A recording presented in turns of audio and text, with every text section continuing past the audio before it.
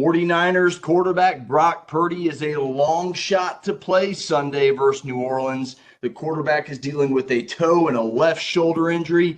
Mac Jones will most likely be the starter this Sunday and possibly for a few weeks moving forward with San Francisco. Welcome to the 207th episode of ATL Prime Sports. I'm JJ Jurjevich. Joining me this evening is my co-host Todd Corder and, of course, our fabulous producer Wayne Ridenauer in wonderful Memphis, Tennessee. You can catch us all at ATL Prime Sports on Facebook, Instagram, X, YouTube, of course, Apple and Spotify. If you like the content, please give us a like, a thumbs up, a review on Apple or Spotify as well. At JJ Get You One for my personal X, at RWY Jr. for Wayne, at Corder Todd for TC Todd Corder, and at LG for real though for Larry Gardner, who is out calling the Adairsville softball game this evening. Hopefully Adairsville is winning. Wayne, how you doing this evening, buddy? Man, I'm doing pretty good, but one of the things I found out this weekend visiting Atlanta and going to the Georgia State-Memphis game was that I am quite a bit shorter than yourself and Dave. And so next year when y'all come here, if a 3-on-3 game breaks out for basketball, I guess I'm going to have to take the point. Todd, how you doing, man? Glad you're on with us. You know, Wayne's just a shade shorter than I am. So, yeah, if you're shorter than me, you're pretty short. But it's what's inside that counts, and you've got a big heart. And speaking of NFL quarterbacks, guys, I tell you what, I was impressed with J.J. McCarthy on Monday Night Football. I mean, this kid's got moxie, no doubt a winner. I mean, you know, he didn't play well at all the first three quarters of the game, especially when he threw the pick six and Chicago had the lead. It didn't even faze him. I mean, he's a great leader. What did he do? He took Minnesota down the field for 21 points in the fourth quarter. He ran for two. He threw for two scores and ran for another, and the Vikings ended up winning the game. And when you look at J.J. McCarthy, he was 36-2 in high school. 27-1 at Michigan as a starter, and now one in the NFL. And ironically, who's he going to play on Sunday Night Football? Michael Penix, who played his team, Michigan, in the national championship game a couple of years ago. Penix Dirty Birds against McCarthy's Vikings, and how ironic the world always seems to circle back.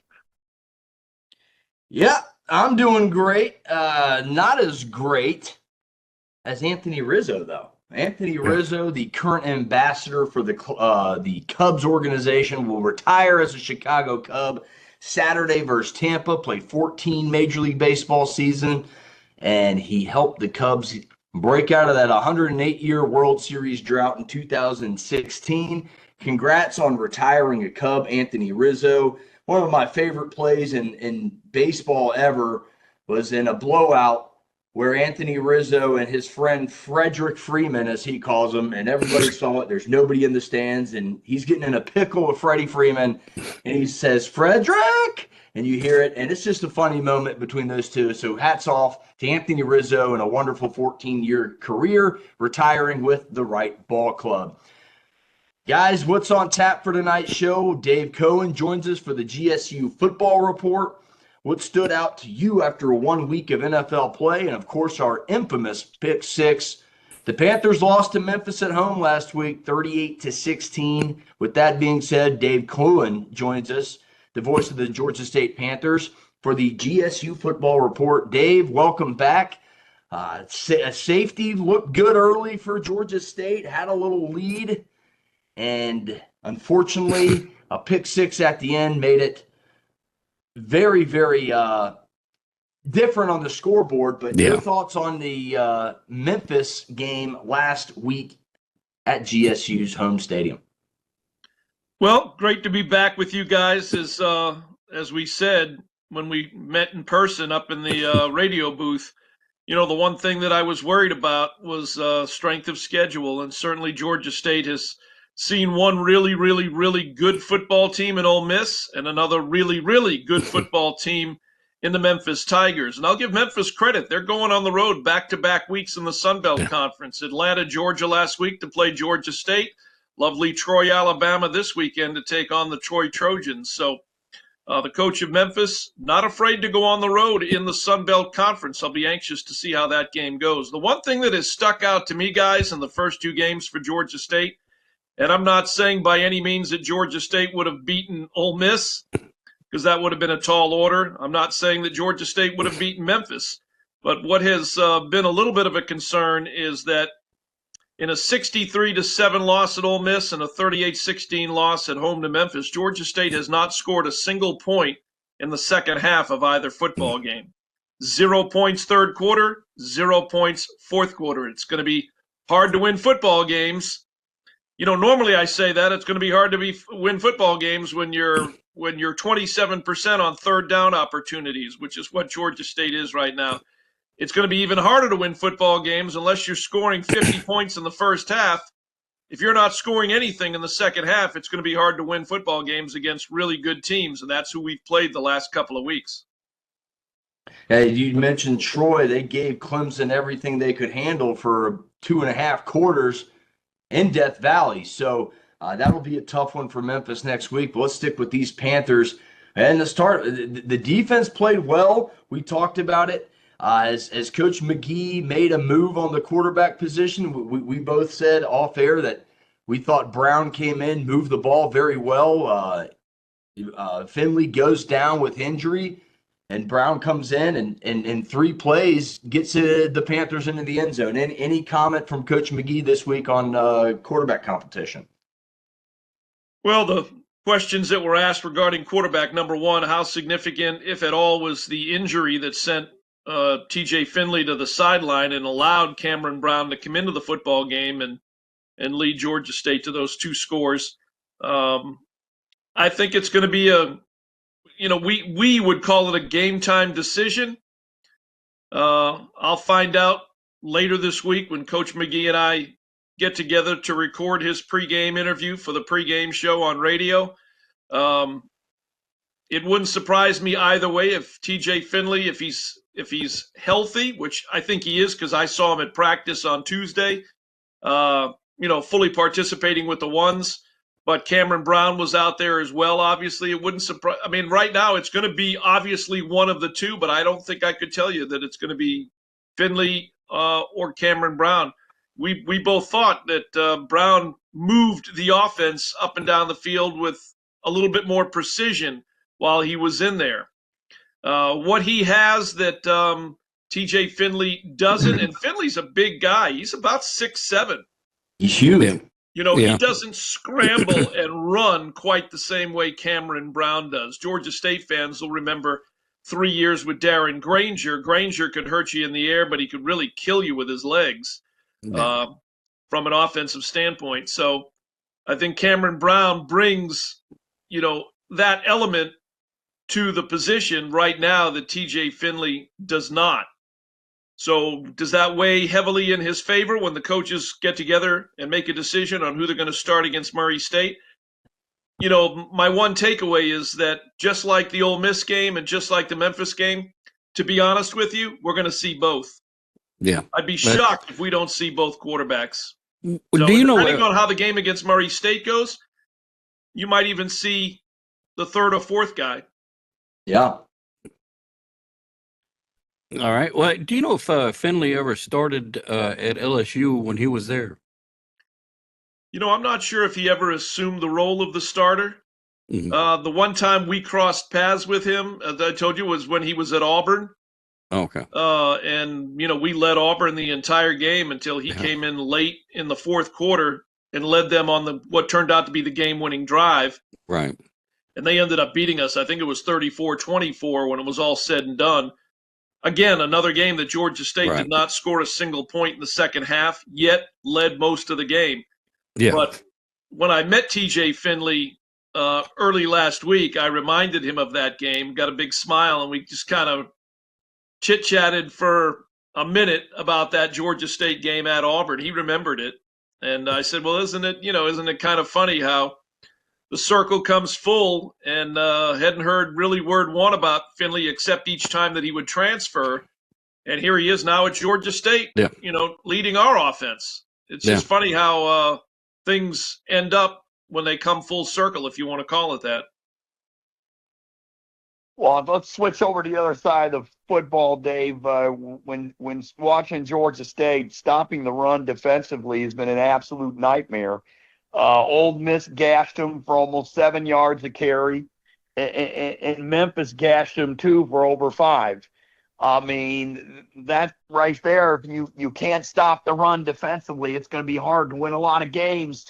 What are they doing in practice to try to improve upon that? Well, I don't know there's a whole lot you can do in practice. You either know how to play, on your side of the line, or not. In this case, the D line and those middle linebackers. Again, I'll remind you that Ole Miss is really a top 15 team in the country, or at least a top 20. I didn't see where they came in the poll this week, but and Memphis is a very, very good football team. I told Wayne when we were talking in the press box in the radio booth, and I said this last week too on this podcast. I see Memphis, and I'm not saying they're a top 25 program, but in my opinion, they're technically a power 6, but they're masquerading. They're really a power 4 type program with facilities and resources. The same way Houston, Cincinnati, and UCF all jumped to the Big 12. Well, 2 years ago they were conference mates in the American Athletic Conference. Yeah. You'd say the same thing about SMU. Is SMU really a top ACC program? Yeah, I mean, they've definitely made an easier adjustment than maybe UCF, Houston, and Cincinnati across all sports. But, I see Memphis right in there being one of those top teams out of the American Athletic Conference. Yeah, the problem is the opponent this week is Murray State.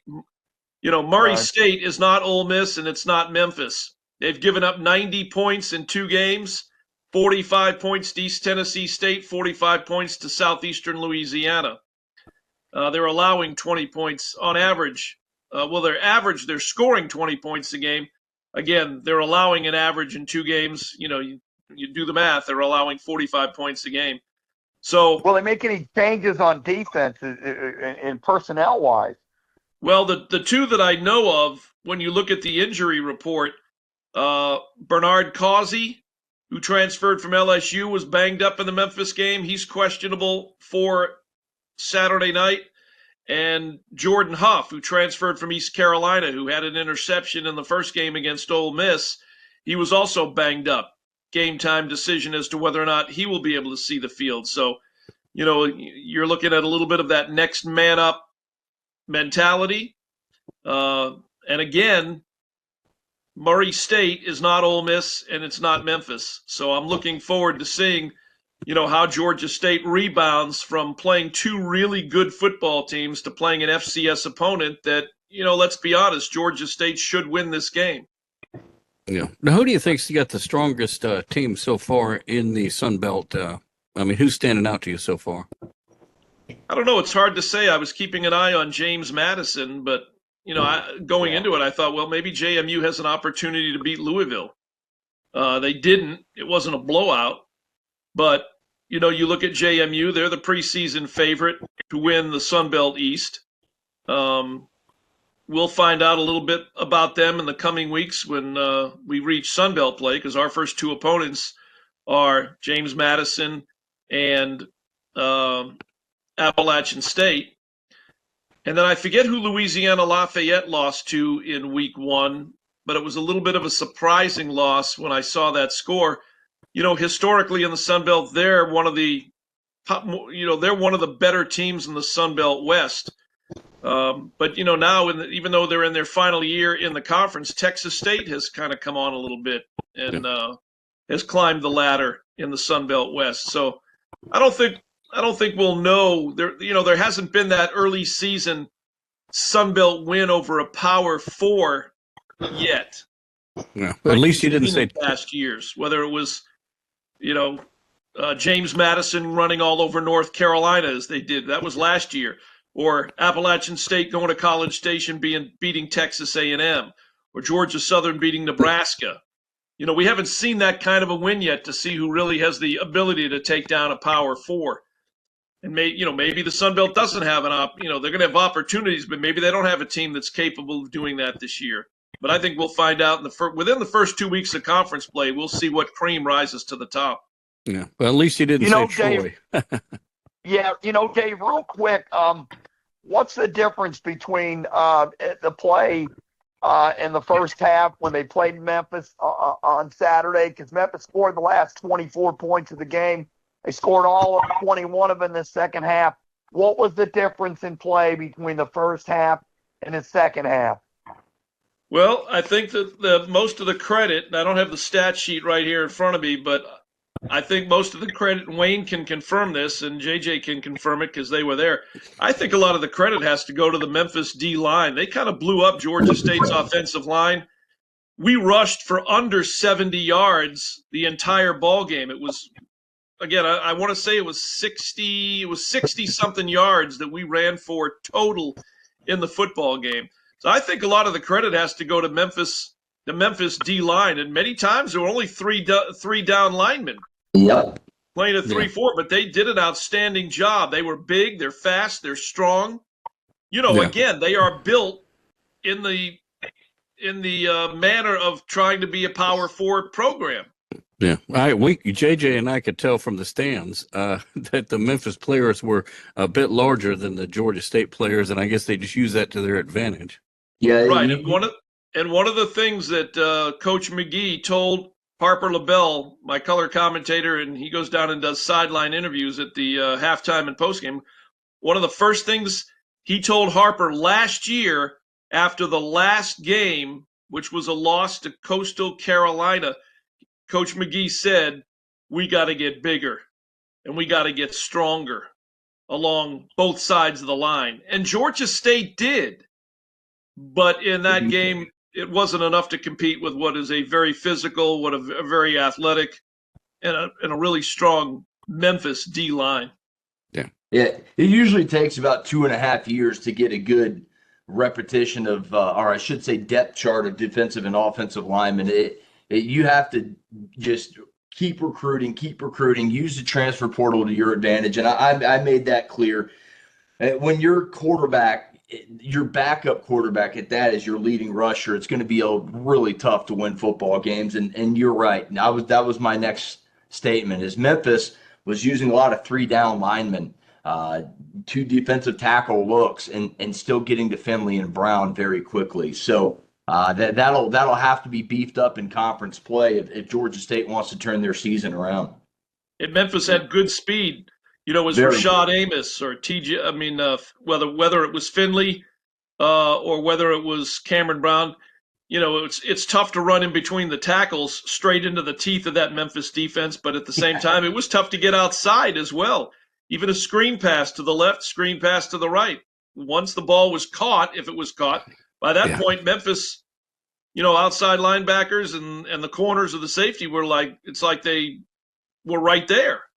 Yeah, Memphis didn't play too deep either. I noticed that in the game. They didn't have very many people very deep either. Yeah. And now, historically, with receivers like Ted Hurst and Javon Robinson, who we've seen, his first 2 games, they've had the ability to throw across the middle, or you saw it a little bit more with Hurst, that one touchdown that was called back in the Memphis game. Yeah. But that's where Ted Hurst is your deep threat receiver. Yeah. And there was that one opportunity, and then Georgia State did score, but it got called back because of a penalty. But there was never really much of a threat downfield like that the rest of the way. And then that play had time to develop, and unfortunately, the flag, and that's honestly where the game kind of changed. If I remember, Georgia State punted shortly after that, and another key penalty in that game right at the end of the half. The defensive indifferent signals, whatever they call it, defensive delay of game, moved a 60-yarder up to a 55, and that Memphis kicker drilled it. I mean, it was a beautiful kick. We had actually moved right to that end zone as it happened. So that was a big difference in that game. And you take that field goal away and that pick 6, you're looking at a Yeah. close to a single possession game. Well, that was Josiah Robinson, one of the veterans now on the defensive side. I actually interviewed him on Tuesday at Media Day. He'll be our player feature on our pregame show this week for the Murray State game, but he took responsibility for it. And just to show you the kind of confidence that Coach McGee and the staff have in Josiah and how they view him as a leader, even after that, which, again, it led to a field goal. That didn't win or lose the game. But Josiah is one of the 4 team captains this week going into the Murray State game. So Yeah, that pregame show is pretty good too. When JJ and I were wandering around Atlanta trying to find our way, we listened to your show and we had fun trying to guess which segments were pre-recorded and which were live. So you're doing a great job of making it not very easy to tell. yeah, the only segment that's live is the first one and the last one, the player interview, and whoever our featured player is that week or the Coach McGee interview. Those are recorded during the week because you're not getting anybody on game day. Yeah, well, we figured that out. Right.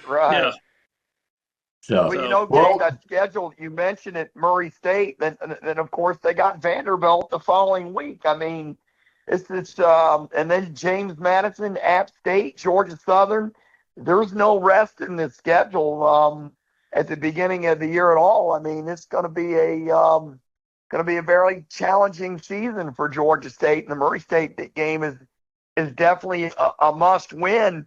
Do you see Memphis do you see Memphis as a potential team that could sneak in the 12-team playoff and represent the group of 5? Well, that's hard to say because the Power 4 is very protective of their turf. So plus we have USF to worry about now. Right. Yeah. And let me say this. If you're looking at it from the Power 4 standpoint, you heard me say earlier, I give credit your head coach. Is that Ryan Silverfield? Right. He's going on the road in the Sun Belt back-to-back weeks against Georgia State and Troy. But let me tell you, the other side of that coin, let's just say Memphis ends up, 11-1? Yeah. They're going to hold, let's say they beat Troy. They're going to turn around when Memphis comes up for conversation, when they're in that boardroom and they're discussing potential playoff teams coming from the Power 6. They're going to say, well, we couldn't have Memphis in there. Their strength of schedule is not that good because they played at Georgia State and Troy and they won both games. They're going to hold that against Memphis, even though Memphis had the ability to go on the road. It's not like Memphis hosted Georgia State and Troy at the Liberty Bowl or whatever it's called now. Yeah. They went on the road in the Sun Belt. And we had a pretty decent crowd there that was just under 14,000, which for Atlanta, Georgia, for a group of 5 program, that's a pretty good crowd. If we could get 14,000, 15,000 every game, that's a pretty good crowd because at the same time, you had Georgia at home playing Austin Peay. 4 miles away, you got Georgia Tech at home against Gardner Webb. I'm not saying those are big games, but I'm saying it's a crowded sports marketplace. Yeah. Right. And there's a lot going on, whether it's people getting ready for Falcons the next day at Mercedes-Benz Dome, whether it's Braves fans up at Truist Park. There's just a lot going on. And Georgia State is fighting to get a piece of the sports entertainment dollar in the 7th largest market in the country. Yeah. That's right. And they do play Arkansas against Memphis after Troy. So if they beat a Southeastern Conference team like Georgia State, did the Vandy last year, that could help Memphis's cause tremendously. It could, but I'm telling you, they will hold. No, I know. You're right. You're 100% correct. They will hold their wins over Georgia State and Troy. If they beat Troy, they will hold that against Memphis based on the strength of schedule. The strength of schedule, and I asked when I was at Sunbelt Media Day in New Orleans, the last segment of our preseason show was with the commissioner, and one of the questions I asked him, I always ask him a basketball question or two, even though we're there for football. How can the group of 6, in this case the Sun Belt, ever overcome the argument of strength of schedule? when the SEC got 14 teams in the NCAA tournament, 6 of them had losing records in their conference portion of their schedule, Georgia being one of them. But the argument at the end of the day is, we're in the SEC. We play a hard schedule. Well, how is the Sun Belt or the Mountain West or the American or Conference USA ever going to overcome the strength of schedule argument? It's never going to happen. Spot on, Dave. It'll never happen. You'll never be able to overcome. Because Georgia State or Memphis plays an American Athletic Conference schedule. Georgia State plays the Sun Belt. I'm talking about basketball, but same with football. Yeah, sure. Yeah. The Power Four going to always win the argument on strength of schedule. Yep. There's no way to overcome and climb that mountain. The only way to do it is you got to win out. You got to win out. That's probably the only way you really can do it. Because if you win out, that got in last year, the Power 5 team that got in it last year, they won out. That's probably the only way they're going to make the football tournament. Or, like you said, in basketball, they're going to have to go beyond the normal line. Right. You're going to have to schedule 3 or 4 SEC teams in your non-conference, and you'd have to beat all of them convincingly and still run the table in the Sun Belt in this case to even be mentioned in the discussion about whether or not to get an at-large, if we're talking about basketball, or a playoff spot if you're talking about football. So that's why I think inclusion, I think 16 teams is the number to get to. We've talked about it. You got to get more group of 5 teams in there. I think that's not going to happen. It never will. Right. I think it's the only right, because I think the transfer portal and NIL are making things a lot closer than they ever have been, because you're getting third string guys that are normally hoarded by the Big Ten and the SEC that are trickling down to the FCS, to the group of 5, to even Division II. So, well, Dave, we won't keep you much longer. How can our listeners hear your call, your voice, Saturday night at home versus the Murray State Erasers? 6:30 airtime in Atlanta on our 50,000-watt flagship, 88.5 FM WRAS. Also streaming at WRAS.org. Gainesville, Georgia, WGTJ 97.5 FM, 1330 AM. Also via the another online outlet, we have an affiliate out of Savannah, lowcountryradio.com. Those guys do a fantastic job with their website and their coverage of high school football in that area, as well as Georgia State football.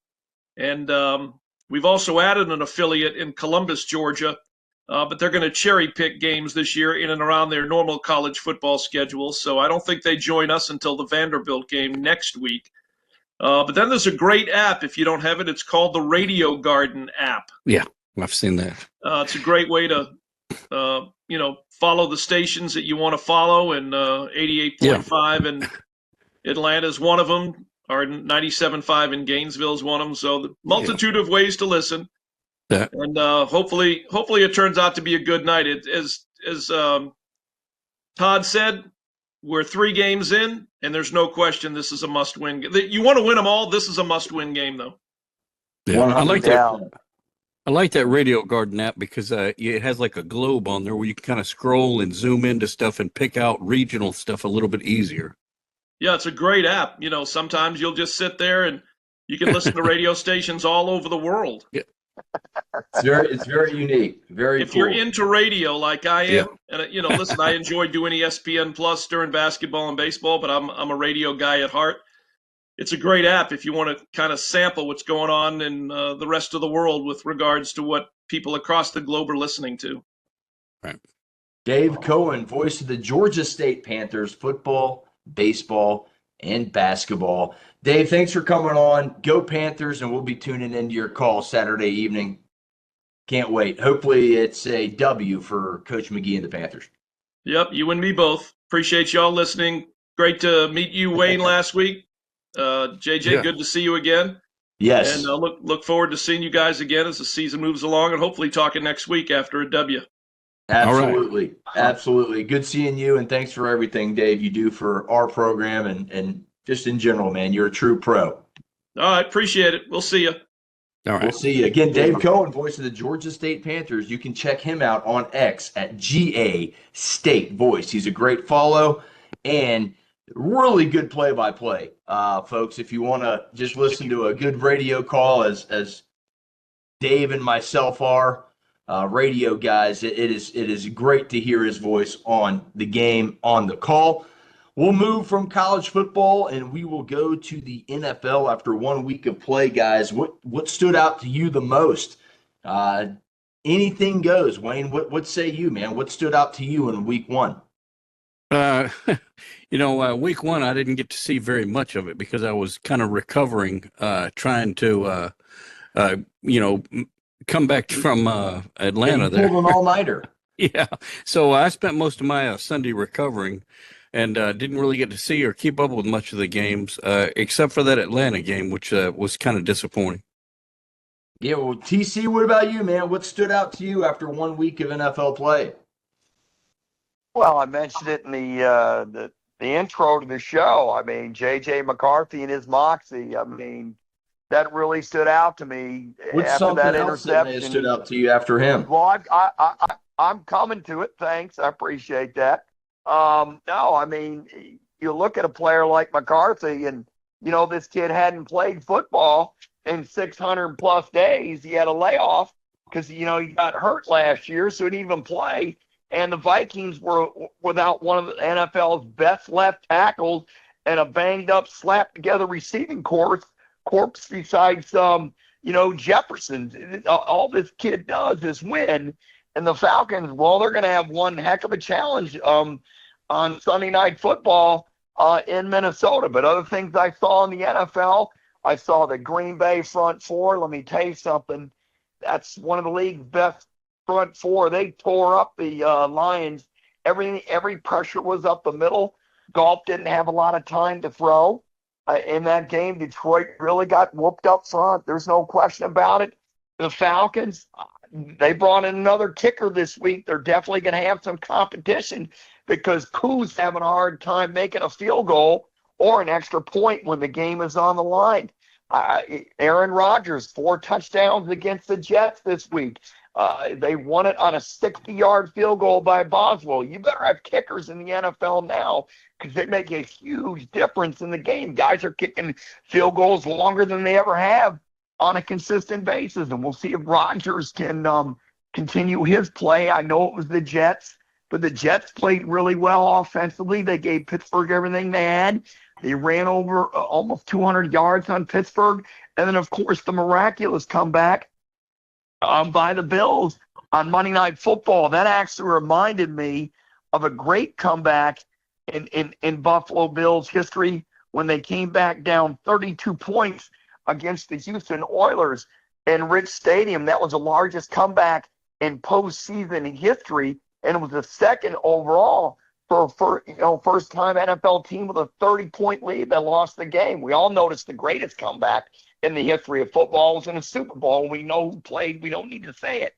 So there was a lot of eye openers in the first week of the regular season. My last one would be Kansas City. I mean, that's a big game for them against Philadelphia. We're going to pick that in the pick six coming up. The Chiefs 0-1. You don't want to go down 0-2 with that good division they're in with the Chargers who beat Kansas City, the Raiders. That's going to be a tough division.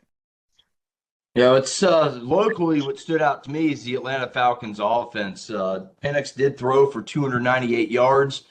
Got lucky with a couple dropped interceptions, but he came out unscathed. Bijan Robinson, 100 receiving yards and a touchdown, a big 50-yard play. So you saw a little bit of explosiveness from the Atlanta Falcons offense.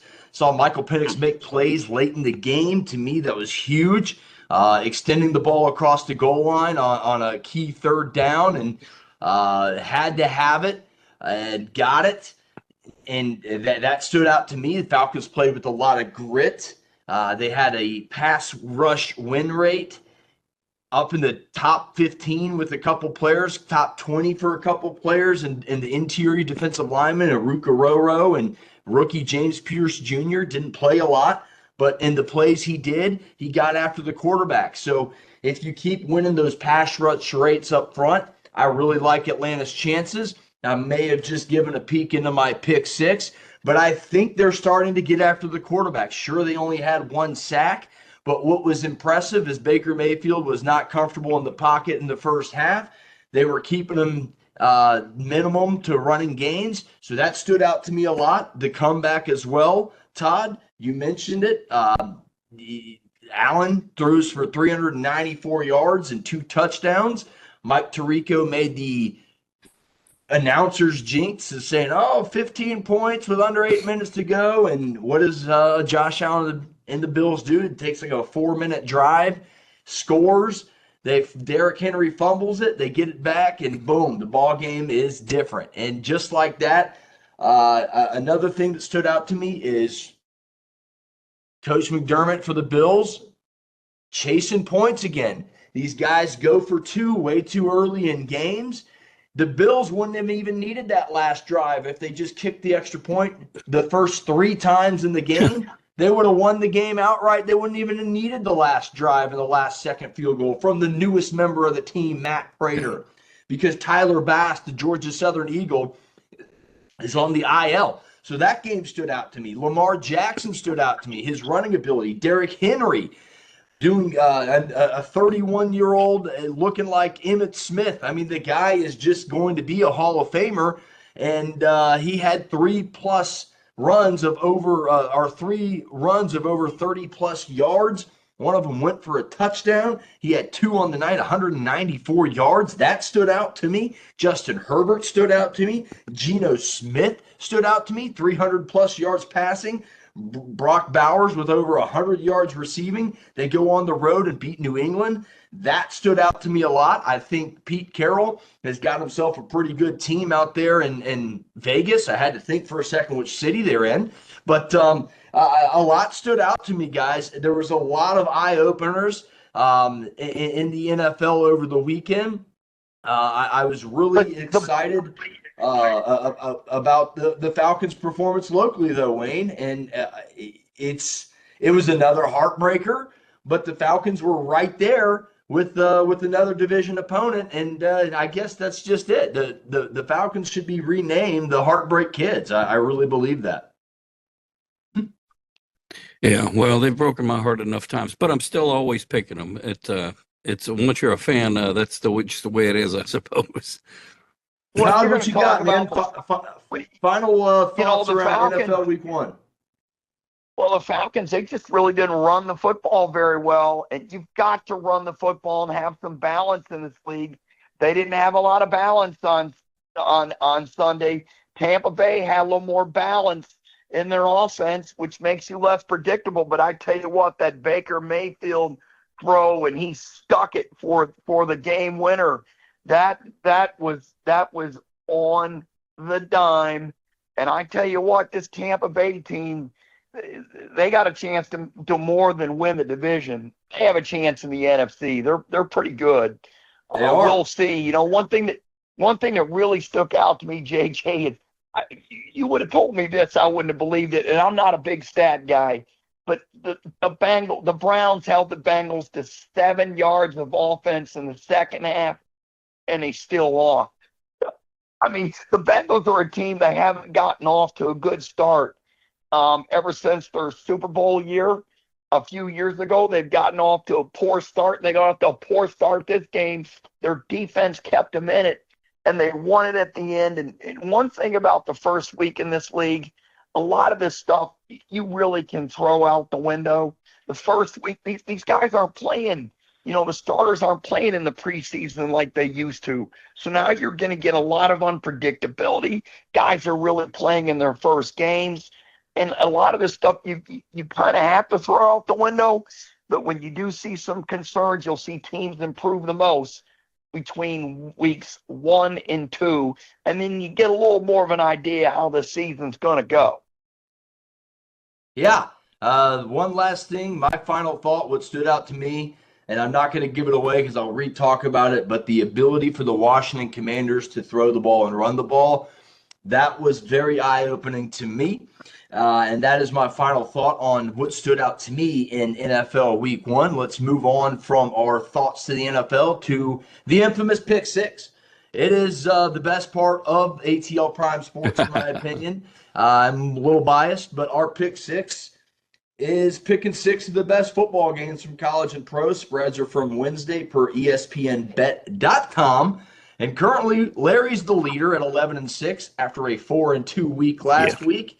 Wayne is 10-7, as well as myself, with a 2-4 week last week. And Todd, you are 1 game under 500, just 3 games behind the leader at 8-9 after a 500 week last week. Let's go ahead and get into our first game, which arguably is the biggest game around here, in the Atlanta area for Georgia Tech on the flats, and arguably sometime the number 12 Clemson Tigers come in at 1-1 to take on the 2-0 Georgia Tech Yellow Jackets. Clemson's a 3.5-point road favorite. Total on this one's 54 and a hook. It's Saturday at noon Eastern Standard Time on ESPN. Todd, what you got? Well, I tell you what, this was a difficult game to pick for me because you would think eventually, Georgia Tech hasn't beaten Clemson in 9 years. I mean, you would think this is it. They're due. But, we don't know who's going to play quarterback on Saturday. So, Haynes King are they going to go with their today? What's that? Haynes King was a full participant in practice yesterday and today. Yeah, he's a full participant, but the head coach said we're not saying who's going to start. You'll find out game day, and we're going to put the injury stuff in the injury report, and he is going to be in the report. But yes, being a full participant is a good sign for Georgia Tech, no question about it. One thing I worry about for Georgia Tech is trying to stop Clemson's run. Clemson's a really balanced offense. I see Clemson just covering this thing at Georgia Tech, and it'll probably be a 4 or 5 point game. I just like Clemson to win this game. With their balance on offense, that's what I think they'll be the difference in the game. Wayne, what you got? Well, I'm going to take Georgia Tech on this one. That's a home game. Clemson really hasn't impressed me that much, and if they're going on the road, I think that's even more of a detriment. Plus 3.5 points, so I'm taking Georgia Tech at the points. Only thing I'm wondering is, what's that parking going to be like downtown with all the construction? Miserable. Larry's also taking the Clemson Tigers on the road. I myself went back and forth all day. I'll tell you right before this moment, I had the Clemson Tigers circled, and I'm changing my pick. I'm not surprised. Brent Key has coached this team up well enough. I think Buster Faulkner's got this offense at a pretty good spot. They played with the backup quarterback and took care of business last week, so the standard's the same. Philo played in a couple games last year. Doesn't look like the moment's too big for them. They may do a 2-quarterback system. They did it a little bit last year, even when Haynes King was coming back healthy. Clemson is 1-6 against the spread in its last 7 games. Georgia Tech's 4-2 against the spread in its last 6. Georgia Tech cannot start sloppy, as it did versus Gardner Webb in Colorado, as we all saw on national TV that Friday night. 2 straight possessions with the fumble. Clemson has won 9 in a row, as Todd mentioned in this series. Haynes King, mentioned it, full participant in practice Tuesday. Expected to be a full participant in practice today. I'm assuming all went well there. Look, Clemson doesn't have an identity right now at all. They can't really run the ball. They're 151 total rush yards in 2 games against one against a lesser opponent and one against LSU. But 151 yards in 2 games, averaging about 75 yards a game, that's not going to cut it at the Power 4 level. They've only passed for 426 yards. Cade Klubnik's thrown 2 interceptions, 1 in each game, and he's only completed 50% of his passes versus LSU. I think Georgia Tech's defense is going to pressure Cade Klubnik into doing something that he's not used to, which is running the ball more. And I think Georgia Tech's athletic enough in the defensive tackles and in the linebacker area to contain him. And I think Georgia Tech might not win this game, but I don't think Clemson goes out of there with a bigger win than a field goal. So I'm taking Georgia Tech and the points here, and I think that's the safe play. I am scared of that hook. I will be honest with you. So I took Georgia Tech and the points there. So 3 for Clemson, 1 for Georgia Tech, which is me. Or excuse me, Wayne, you went Georgia Tech too. Excuse me. So we're divided on that one. Going to game number 2, arguably the game of the weekend. Number 6, Georgia, 2-0. Travels to Knoxville, Tennessee to take on the 15th ranked Tennessee Volunteers. Also at 2-0. UGA a 3.5 favorite, 3 point. Can I talk? 3.5 point favorite as well. Total in that one's 49.5. The total in the first one's 54.5. Don't know if I threw that in there, but the total for the Georgia-Tennessee game, again, 49.5, 3:30 p.m. on ABC. Still weird for me to say that. This should say CBS. UGA has won this game 8 years in a row, every single year by double digits. Hasn't even really been close. Last year was probably the closest matchup. I believe Georgia's going to be ready to play. Starts on front on offense. Georgia hasn't given up a sack in 25. Sure, it's versus inferior competition, but they still took care of the football, and they got it done. They have a great offensive line. They rotate 6 or 7 guys out. They haven't had that ability since Matt Luke left a couple of years ago and went to Clemson. But I do believe that Georgia will force Joey Aguilar into a few turnovers. He threw 24 interceptions at App State over 2 seasons.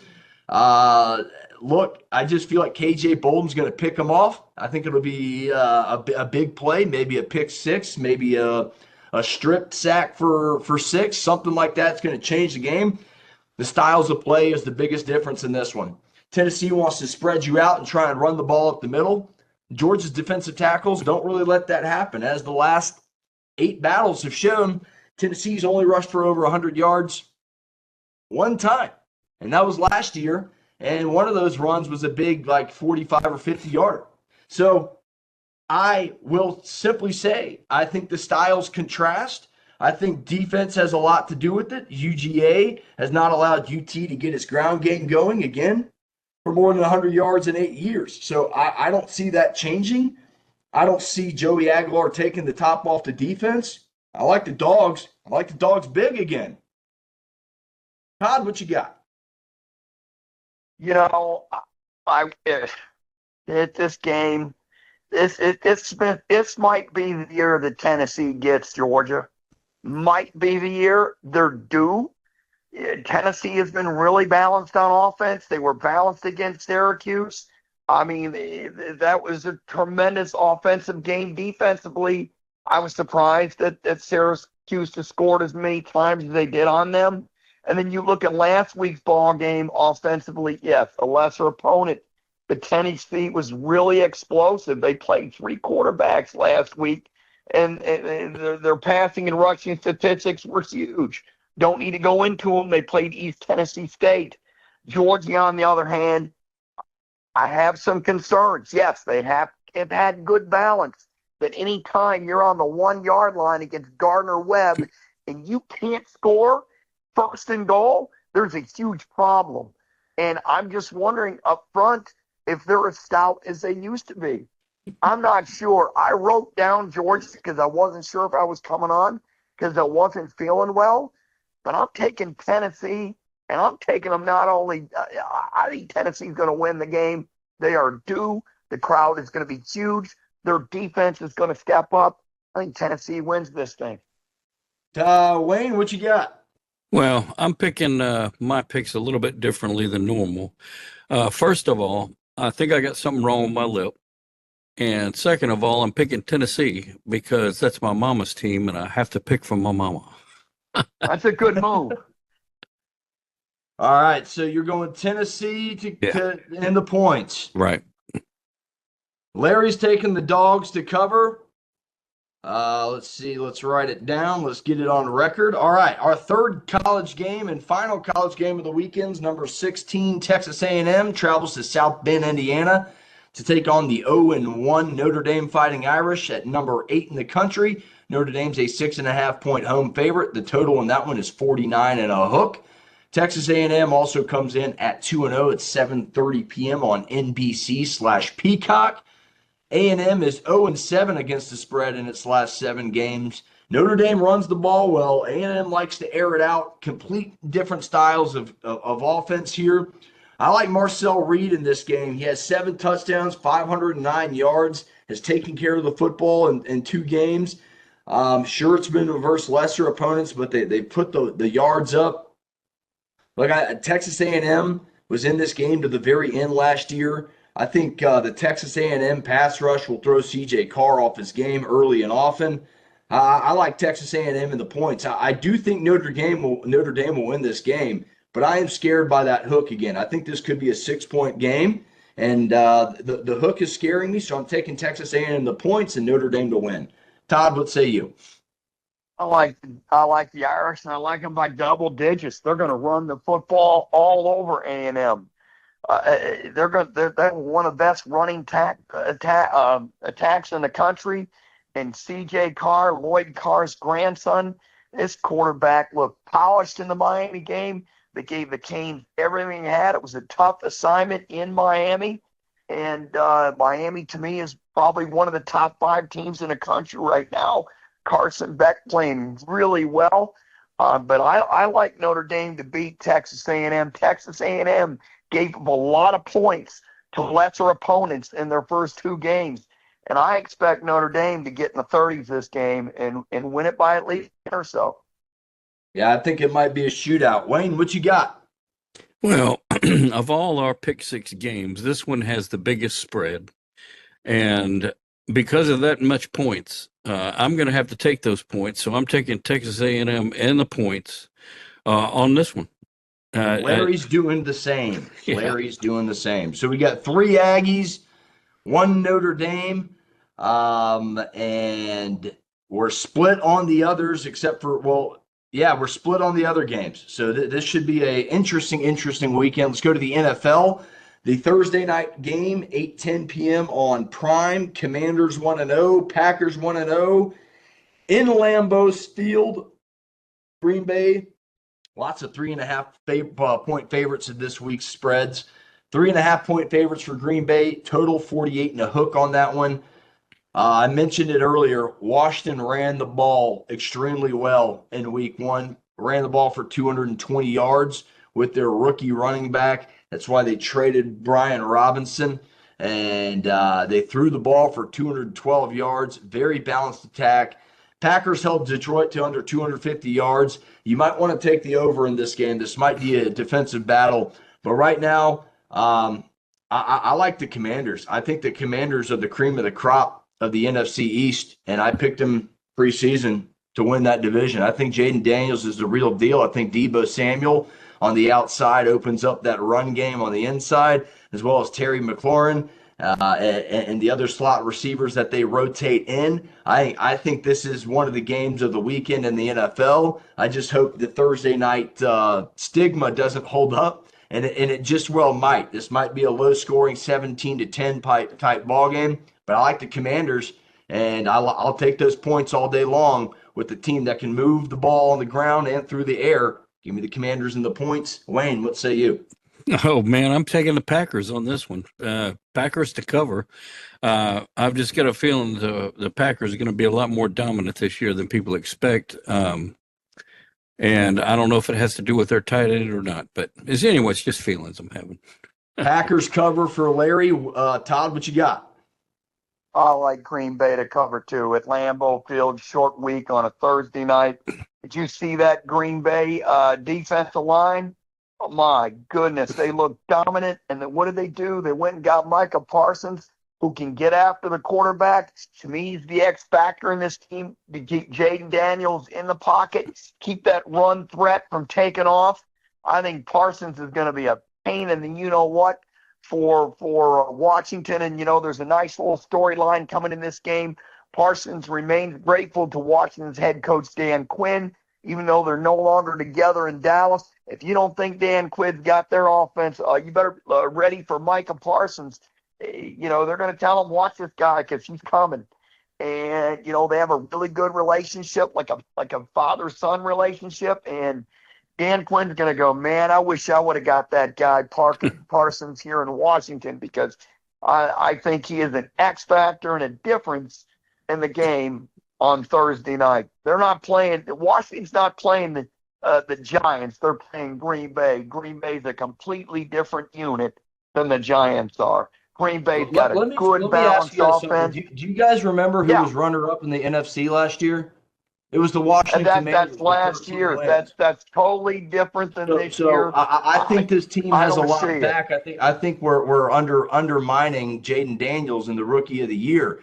I think we're undermining the fact that Deebo Samuel is one of the best wide receivers in the game still, and he showed it last week. I think we're undermining the fact that this is a 3.5-point spread in the NFL, where most games are decided by less than a field goal, and that's why I took the Commanders. Very interesting game, though. Well, good. I'm glad you took the hook. I know you're fearful of it, and I understand that.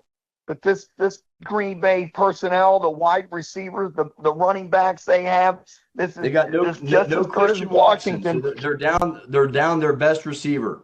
So I'm just Philadelphia is still the cream of the crop in the NFC East. I still think they're the best team in the East. And Washington's very good. But, I mean, look, Green Bay's got Josh Jacobs to run the ball. I mean, they've got some really good players. But, this game is all won defensively in this league.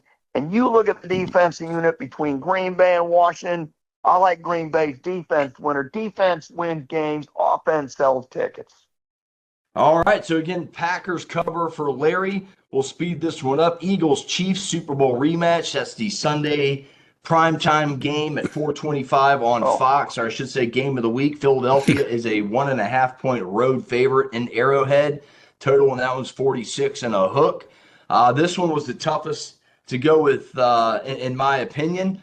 Last week I went with the Bills. I was burned by the hook, and I'm not going to bet against Patrick Mahomes at home. I am going to take Todd's advice and go Patrick Mahomes at home. I'm going to take the points because this might be a 1-point win for Philadelphia, and that gets me the win. So I'm taking Chiefs and the points here Sunday at 4:25 p.m. Todd, what you got? You're frightening the hook. I totally get it, but this is one of those things. It burned me in 3 games last week. Look, I totally get it. I do. Look. What does Herm Edwards say? Don't press in and don't bet against Patrick Mahomes. You know the Chiefs are going to come in. It's really, it's not a must win for them, but going down 0-2 in the division they're playing in with the new look Raiders and Pete Carroll. You got the Chargers who beat Kansas City, a really good ball game in week 1. The whole division's unbeaten. Really? No kidding. Think about it. Besides Denver, the Chiefs. Oh, wait, they're in last place. Right. But this is kind of a must win for them. Kansas, Pat Mahomes last week, what I have a concern about for Kansas City is Pat Mahomes was their best runner. They didn't run the football to Kansas City.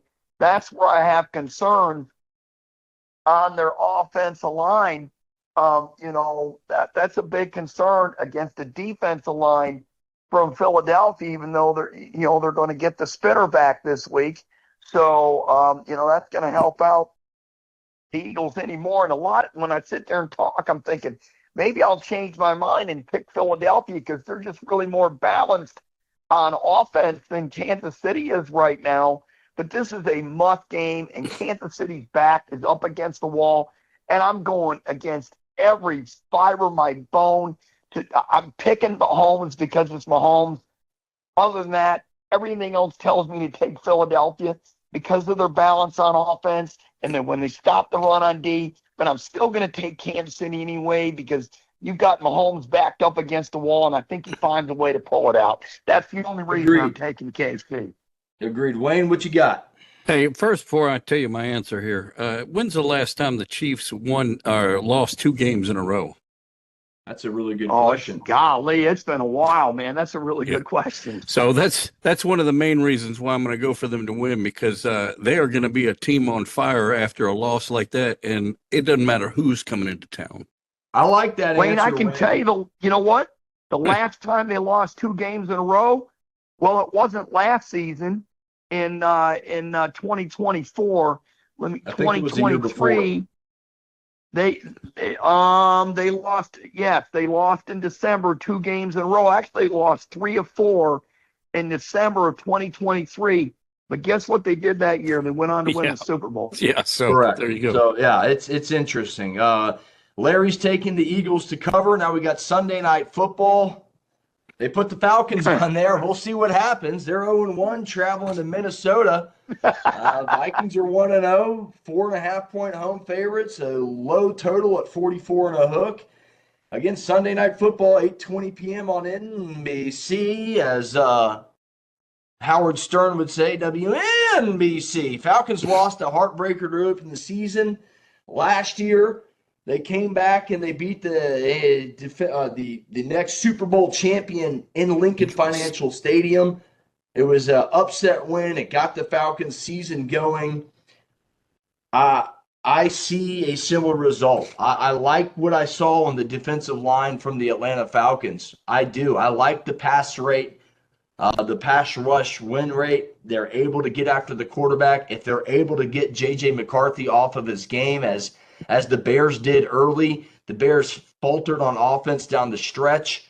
And I got to take the Falcons in the points here. 4.5 points is quite a bit. The Falcons are balanced on offense. I think they will get Bijan Robinson going a little bit more. I think they'll get Algier going a little bit more.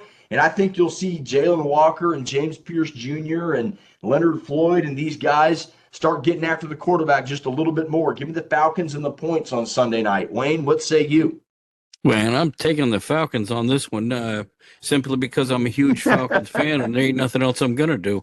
But one interesting thing I want to mention about Vikings is they will be in their throwback uniforms this weekend, and I think it's the ones with the dark purple on top and the white pants, and hopefully those pants will be discolored a lot more because they get knocked on their cam by the Falcons. Todd, what you got? That's a good one. You know, the Falcons were not balanced last week. They couldn't run the ball with the diddly poo. Tyler Algier was their leading rusher at 24 yards. They ran for 2.5 a carry. No, they're not going to run the football on Minnesota's D if they couldn't run it on Tampa Bay's. And I'm sorry, the last time Penix faced McCarthy, Penix's team got pummeled in the national title game. Because why? Because McCarthy played better than Penix in that game, number one. Number two, Penix turned the ball over 2 times. McCarthy did not. That's number 2. And number 3, Michigan's defense was a hell of a lot better than Washington's. So why are we talking about college football? Yeah, I'm good. I'm getting with my point. So my point relates to this.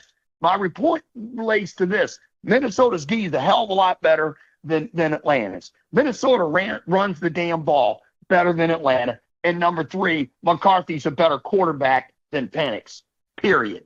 We'll see. I mean, he's played 1 game in the NFL, Todd. Michael Penix has 4 starts under his belt.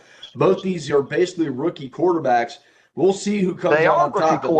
Atlanta won every aspect of that game on Sunday. They just missed a field goal to put it in overtime. So you act like Atlanta didn't do anything. Nobody cares about the stats. I'm telling you, Atlanta's offense stood out to me. They were able to move the football through the air, which they hadn't done very well. I think they'll figure out a way to run the football better next week. I think that'll be in the game plan, and time will tell. But 4.5 points is quite a bit in this league, as week 1 showed you with a lot of close games. We'll see what happens. Larry is also taking the Vikings to cover, and that ends our pick 6 this week with our 6 games. I cannot wait to see the outcomes of these games. This is probably the biggest college football and pro football weekend in probably 3 or 4 months since the last big one. But I tell you what, I'm excited about these football games. You got the Canes playing South Florida this weekend, which is also one we wanted to pick. I think South Florida wins that game. You got some real big issues. I'm sorry, what did you say? If you're a Group of 5 team trying to get in, because Say it again. JJ, I'm sorry. Who did you say wins that game between South Florida and Miami? I didn't pick a winner. Oh, I thought you did. I apologize. Nope. That's a great game. Plus Florida and I LSU just is said it's going a to be a great really game. good That's game. it. Yep, it's a ranked game. Yeah. You have two ranked opponents, and if South Florida finds a way to win, if they find a way to win, there is your Group of 5 playoff team right there. Oh, that right, because they'll be in the top 5 if they win this game. Not only that, but if they drop one game, their strength of schedule, I think, will be big and better than most other Group of 5s. I think they will have a hat to hang on that going in late in the season. So we will see. We may be able to see a Group of 5 team get in that's not unbeaten this year, as Boise State's already lost. We saw James Madison. So a lot of these darlings have already lost. But isn't there a guarantee where a Group of 5 team does get in if they have one loss? Gotta have one. Yeah. Gotta have one. You know what? There's some great other games that we never talked about. Vanderbilt plays South Carolina. Yep. LSU plays Florida. Alabama plays Wisconsin. There's really a little bit of these underrated. I wouldn't call them underrated our games because we just didn't put them in our pick 6. But there's some really, really interesting games this weekend. I mean, there's a lot of them. Absolutely. Yeah. Guys, let's get to our final thought. Today's going to be a somber one. My thoughts and prayers go out to all the victims of violence today. It's a tough day. Today was a tough day. And my thoughts and prayers are with the children in Colorado. My thoughts and prayers are with the family of Charlie Kirk. What happened today is unheard of and unprecedented in its own right. And there's just so much violence and hate in the world today. Everybody needs to take a break, take a step back, take a deep breath, and realize, God's first, and fill your heart with love. And it's unacceptable. My thoughts and prayers are with every single victim of violence today, and maybe ones that aren't even on the news right now. But it is a terrible day today. Guys, your final thoughts. Yeah, I think that about does it for me there. So you said it was well said, JJ. Before tonight's game, the Yankees held a moment of silence for Charlie Kirk, and I don't care what anyone's political views are, but you can disagree with someone respectfully. You can agree to disagree, but you have to respect the other person's opinion, whether it's sports, politics, or whatever. Be the bigger person and still be a good person to that person you're speaking to. Be respectful. Be thoughtful. Remember, that person has a family too, whether they have a wife and kids or not, or they just, they're somebody's son or daughter. So my point is that listen to someone, listen to them with respect, and hold that person, even though you disagree with them, in the highest regards, so you can continue to have good dialogue with someone. We may disagree in here in sports, but we really don't care. I mean, I don't care what you guys pick for any of these games. It doesn't matter. We all have our opinion. We're doing it for fun, and we're having a good time. But the loss of a 31-year-old man with a wife and a young daughter and a young son because he's at an event at a university, at a college speaking, whether he's a conservative or liberal, he is a conservative. 31 years old, he brought out over 2,000 people today to that university out there in Utah, and someone took his life because they disagreed with his views. That gentleman is absolutely, unequivocally pathetic. And you know what? You know what's really sad is that now you're not going to see any of these colleges or any of these universities have political speakers anymore because they're afraid of what happened today will happen in another time. And, God bless America and God bless this nation. And hopefully people can start to learn to get along, because what's portrayed in the media is really not what's going on in our everyday lives. We all get along in society. 99% of us do. The media tries to divide us. You have a political station. You have a conservative. You have these political stations. One's conservative, one's liberal, one's super liberal. I mean, it's just, and people sit here and they go, "Oh yeah, they're right. Oh yeah, they're idiots." No, you know what? Just be respectful and be kind. And as Sparky Anderson, the great manager of the Detroit Tigers and the Cincinnati Reds, said, it doesn't cost a dime to be nice and respectful to someone. God bless America, and God bless this nation. And hopefully the loss of Charlie Kirk will teach everyone to pray and be respectful to your fellow man or woman. Now, we're all humans here, folks. We all have opinions. Doesn't mean they're all right. Folks, for Wayne in Memphis, for Larry in Adairsville, Todd in Woodstock, Georgia, I'm JJ Jurjevich right here in Lowell, Georgia. Thanks for watching ATL Prime Sports. As always, if you like the content, give us a like, give us a subscribe, and a thumbs up or a review on Apple and Spotify. We'll see you all next week.